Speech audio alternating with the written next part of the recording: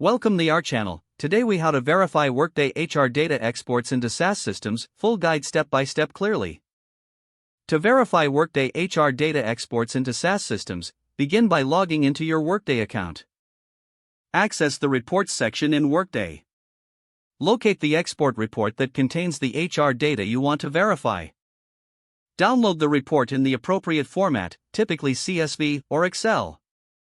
Open the downloaded HR data file on your computer. Familiarize yourself with the structure of the file, noting headers and data types. Next, log into the target SaaS system where the data will be imported. Navigate to the Data Import section within the SaaS platform. Check for any existing documentation on accepted data formats and structures.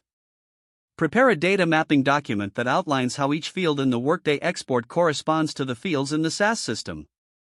Verify the date formats, numeric values, and categorical data to ensure compatibility.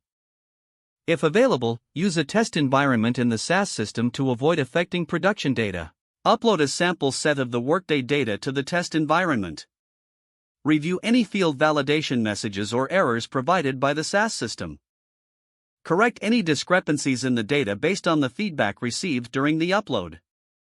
Once you ensure the data aligns correctly, perform a full upload of the HR data into the SaaS system. After the import, generate reports within the SaaS platform to confirm data integrity. Cross-reference this data with the original Workday export to detect any anomalies. Document all findings and any data adjustments made during the process. Finally, create a summary report on the verification process for future reference. If the page does not load, refresh the browser or try again in a private or incognito window. Make sure you are using the correct email address, then retype it carefully to avoid small typos. If your password is not accepted, use the reset option and create a new strong password you can remember. Check your spam folder for verification or security emails, then complete any requested confirmation steps.